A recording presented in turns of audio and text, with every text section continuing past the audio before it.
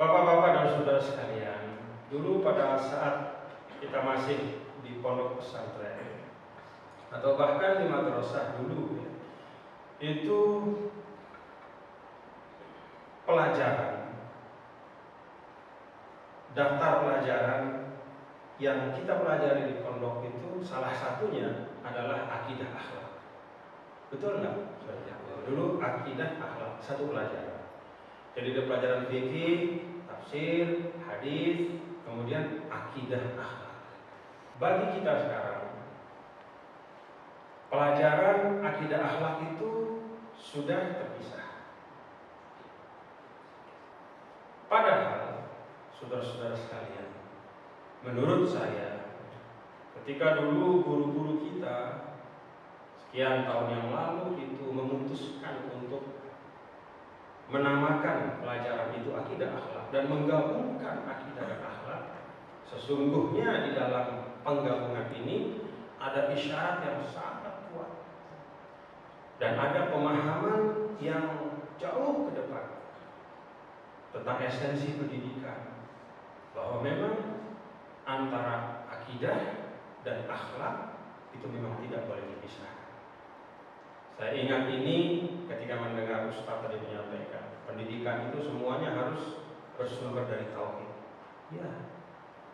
Jadi akidah akhlak itu dua hal yang memang tidak boleh terpisah. Seorang muslim punya akidah yang kokoh, wajib tercermin kekokohan itu dalam akhlak yang mulia. Kalau kita misalnya merujuk ke dalam Al-Quran Al-Karim, itu kalau kita baca misalnya surah Al-Hujurat misalnya, Allah Subhanahu wa taala di situ menyampaikan, innal ladzina yaghudduna aswatahum 'inda Rasulillah ulaika alladzina imtahana Allahu qulubahum littaqwa. Al-ayat. Bagaimana dalam ayat ini Allah meletakkan ukuran ketakwaan yang merupakan salah satu bukti akidah yang kokoh dalam diri seseorang, itu dengan satu perilaku yang kalau kita pandang sepintas seakan-akan sederhana sekali. Sesungguhnya orang-orang yang merendahkan suaranya ketika berjumpa dengan Rasulullah, itulah mereka yang hatinya sudah disaring, imtahanallahu qulubahum, sudah disaring, sudah dibersihkan, sudah diuji untuk ketakwaan. Secara sepintas kalau kita baca sekedar terjemahnya, kita bertanya-tanya apa hubungannya antara apakah sesederhana itu yang namanya takwa? Apakah keyakinan kepada Allah itu sesederhana kalau kita merendahkan suara di depan Rasul? Jawabannya itu tidak sederhana. Tetapi itu menggambarkan bagaimana Islam memandang hubungan organik, hubungan tak terpisahkan antara akidah, keyakinan dengan akhlak yang tercermin dari sikap, perilaku, ucapan, dan perbuatan. Maka memang kalau kita melihat dari konstruksi Al-Quran, ya ayyuhalladzina amanu taqullaha wa kunu ma'as-shadiqin, itu juga bicara tentang ketakwaan dan as-sidq, bicara tentang akidah dan bicara tentang akhlak. Nah, apa konteksnya dengan kita sekarang? Bapak-bapak dan saudara, kita boleh membuat apapun namanya lembaga pendidikan.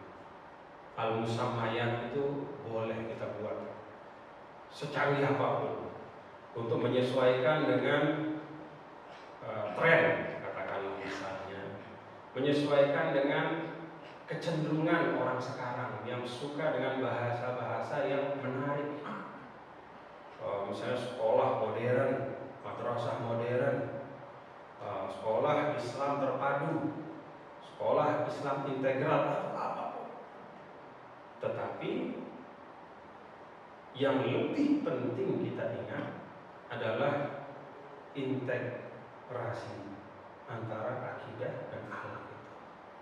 Artinya semua proses pendidikan itu harus mampu menghasilkan seorang muslim yang kokoh akidahnya, kuat imannya, dan juga mulia akhlaknya. Nah, sayang bapak-bapak saudara sekalian, ya bagian ini memang karena sulitnya mungkin ya, karena beratnya, karena membutuhkan ketekunan, kesabaran, waktu yang panjang, sehingga oleh banyak pengelola sekolah itu tidak terlalu diperhatikan. Para pengelola sekolah itu lebih tertantang dan tertarik untuk bagaimana sekolahnya paling banyak menghasilkan lulusan yang nilainya tinggi. Itulah yang menjadi bahan advertorial. Jadi kalau ada sekolah misalnya awal tahun baru, dia pasti tulis di situ banyak. Sekolah A menghasilkan alumni-alumni yang paling banyak diterima di ITB, IPB, UI, masuk PTN. Tidak pernah ada sekolah yang mengeluarkan advertising atau bahan promosi yang tulisannya misalnya, sekolah kami alhamdulillah tidak pernah ada muridnya yang terlibat narkoba. Sekolah kami alhamdulillah dari mulai didirikan sampai sekarang tidak ada yang terlibat tawuran. Sekolah kami alhamdulillah dari mulai didirikan sampai sekarang sudah menghasilkan 50 atau 30 hufaz misalnya. Belum ada. Bahkan sekolah Islam sekalipun belum pernah saya lihat, kalau mungkin ada, tapi belum pernah saya lihat. Nah, ini pertanyaan mendasar dan menurut saya inilah yang perlu kita ingat. Perlu kita ingat bahwa kita mendirikan sekolah, apalagi sekolah itu berada di bawah organisasi perjuangan, maka haruslah ada cita-cita yang jauh lebih tinggi dibanding hanya sekedar prestasi-prestasi kognitif, prestasi-prestasi angka-angka di raport atau di ijazah. Itulah akidah dan akhlak. Maka mudah-mudahan madrasah-madrasah atau sekolah-sekolah Hidayatullah bisa menjadi contoh ya, untuk akidah dan akhlak itu, bisa menjadi contoh untuk mengembalikan kita semua kepada orientasi bahwa pendidikan adalah proses memanusiakan. Dan kalau dalam konteks Islam, memanusiakan itulah kembali kepada dasar-dasar yang paling utama. Wa ma khalaqtul jinna wal insa illa liya'budun. Huwallazi khalaqakum khala'ifa fil ard. Huwallazi ja'alakum khala'ifa fil ard. Huwa ansha'akum minal ardi wasta'marakum fiha. Konsep-konsep dasar. Mudah-mudahan Hidayatullah bisa mewujudkan itu semua bersama semua sekolah-sekolah kita, dan itulah kemaslahatan Republik yang kita cintai, manakala umat Islamnya yang mayoritas itu menjadi umat Islam yang teguh, kokoh pada agamanya, pada akidahnya, pada keislamannya, dan pada saat yang sama juga memiliki akhlak yang mulia dan ilmu pengetahuan yang cukup lengkap. Ini yang dapat saya sampaikan. Terima kasih, ahlan wa sahlan sekali lagi, dan syukur alhamdulillah pada akhir tahun nanti ada Rakernas Hidayatullah. Saya ucapkan selamat dan kami siap untuk membantu apa yang perlu dibantu, ya kita bantu insyaallah. Doa yang pasti Ustaz ya.